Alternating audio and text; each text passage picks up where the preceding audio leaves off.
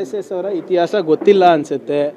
ಸರ್ದಾರ್ ಪಟೇಲ್ ಅವರು ನೆಹರು ಅವರು ಬ್ಯಾನ್ ಮಾಡಿದಾಗ ಹೋಗಿ ಕೈಕಾಲು ಬಿದ್ದಿದ್ದು ಅದೇ RSS ಅವರು. ಇಂದಿರಾ ಗಾಂಧಿ ಅವರು ಬ್ಯಾನ್ ಮಾಡಿದಾಗ ಉದ್ದುದ್ದ ಪ್ರಶಂಸೆ ಲೆಟರ್ಗಳು ಬರೆದಿದ್ದಾರೆ ಅವ್ರು ಸರ್ಸಂಚಾಲಕರು. ಓದಕ್ಕೆ ಕೇಳ್ರಿ ಅವರಿಗೆ ಇತಿಹಾಸ ಮೊದಲನೇದು. ಆಮೇಲೆ ರಿಜಿಸ್ಟ್ರೇಷನ್ ಮಾಡ್ಕೊಳ್ಳಿ ಅಂದರೆ ಯಾಕೆ ಅಷ್ಟು ಭಯ ಅವರಿಗೆ? RSSಗೆ ರಿಜಿಸ್ಟರ್ ಮಾಡ್ಕೊಳ್ಳಿ ಅಂದರೆ ಇವ್ರು ಯಾಕೆ ಉತ್ತರ ಕೊಡ್ತಾ ಇದ್ದಾರೆ? ಒಂದು ಕೆಲಸ ಮಾಡಿ, ಈಗ ತಾನೇ ನಮ್ಮ ಬೇರೆ ಮಾಧ್ಯಮ ಸ್ನೇಹಿತರಿಗೆ ಹೇಳ್ತಾ ಇದ್ದೆ, ನನಗನ ನಿಮ್ಮ ಯಾವುದು ಜಗನ್ನಾಥ ಭವನ್ ಅಲ್ಲ ಅವ್ರದ್ದು, ಜಗನ್ನಾಥ ಭವನೋ ಕೇಶವ ಕೃಪಾಗೋ ಕರೆಸಿ, ನನಗೆ ಕರೆಸ್ಬಿಟ್ಟು ಈ ಕಾನೂನು ಅಡಿನಲ್ಲಿ ನಮಗೆ ಸ್ವತಂತ್ರ ಇದೆ, ನಾವು ಯಾವುದೇ ಸರ್ಕಾರಿ ಸಂಸ್ಥೆಗಳಿಗಾಗಲಿ ಅಥವಾ ಸರ್ಕಾರಿಗಾಗಲಿ ನಾವು ಉತ್ತರ ಕೊಡೋ ಅಗತ್ಯ ಇಲ್ಲ ಅಂತ ತೋರಿಸ್ಬಿಡ್ಲಿ, ಅಥವಾ ನನ್ನ ಆಫೀಸಿಗನ ಬರಲಿ, ದಾಖಲೆಗಳು ತೊಗೊಂಡು ಬರಲಿ.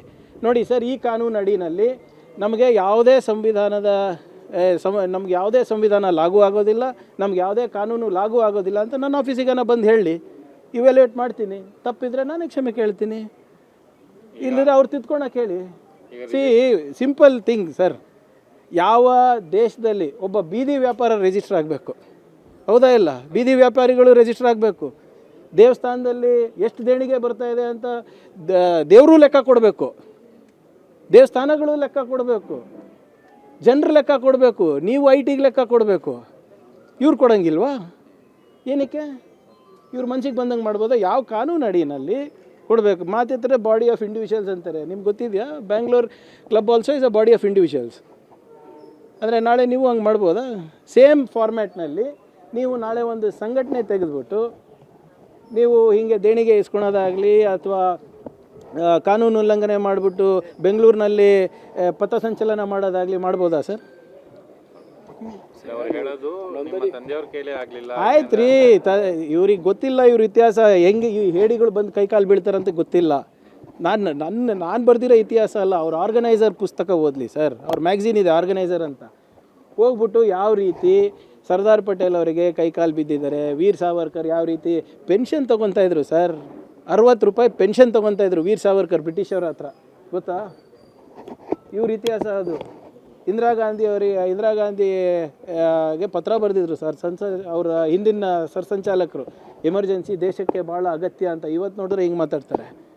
ಅವ್ರ ಇತಿಹಾಸ ಓದ್ಕೊಂಡು ಬರಲಿ, ಕೇಳಿ.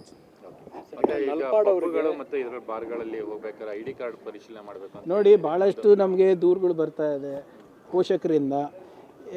ಹಲವಾರು ಪಬ್ಗಳಿರ್ಬೋದು, ಬ್ರಿವರಿಗಳಿರ್ಬೋದು, ಬಾರ್ಗಳಿರ್ಬೋದು, ಇಲ್ಲಿ ಯಾರು ವಿದ್ಯಾರ್ಥಿಗಳು ಅಲ್ಲಿ ಮಾದಕ ವಸ್ತು ಇರ್ಬೋದು, ಸಿಗರೇಟ್ ಇರ್ಬೋದು, ಅಥವಾ ಲಿಕರ್ ಕನ್ಸಂಪ್ಷನ್ ಮಾಡ್ತಾ ಇದ್ದಾರೆ ಅಂದ್ಬಿಟ್ಟು ಅದಕ್ಕೆ ನಿನ್ನೆ ಒಂದು ನೋಟಿಫಿಕೇಷನನ್ನು ನಾವು ಸರ್ಕ್ಯುಲರನ್ನು ನಾವು ಹೊರಡಿಸಿದ್ದೇವೆ.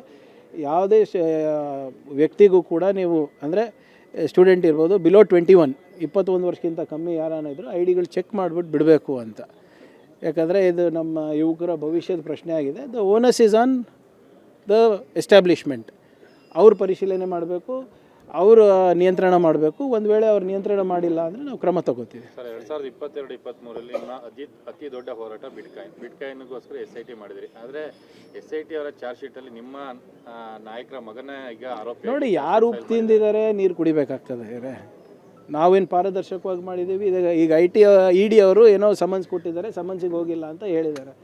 ಅವ್ರು ಹೋಗ್ತಾರೆ, ಯಾವಾಗ ಅವ್ರಿಗೆ ಕರೀತಾರೆ, ಇವತ್ತಿಲ್ಲ ನಾಳೆ ಹೋಗ್ತಾರೆ. ಅದೇನಿಲ್ಲ ಅಂದರೆ ಕಾನೂನು ಪ್ರಕಾರ ಇದು ಮಾಡ್ತಾರೆ. ಚಾರ್ಜ್ ಶೀಟ್ ಬರಲಿ, ಅವ್ರದ್ದು ಇನ್ನೂ ಚಾರ್ಜ್ ಶೀಟ್ ಆಗಿಲ್ಲ ಅಂತ ಕೇಳ್ಪಟ್ಟಿದ್ದೀನಿ.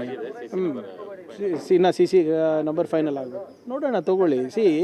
ಇದರಲ್ಲಿ ಯಾವುದೇ ರೀತಿಯಾದಂಥ ಗೊಂದಲ ನಮ್ಮಲ್ಲಿಲ್ಲ.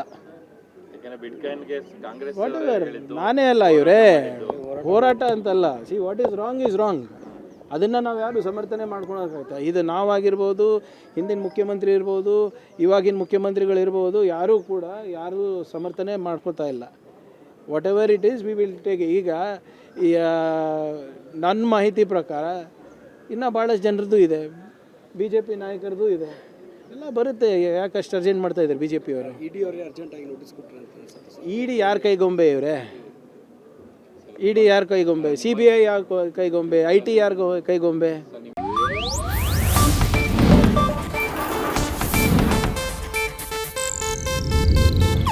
ಇದು ಏಷ್ಯಾನೆಟ್ ನ್ಯೂಸ್ ನೆಟ್ವರ್ಕ್ ಪ್ರಸ್ತುತಿ.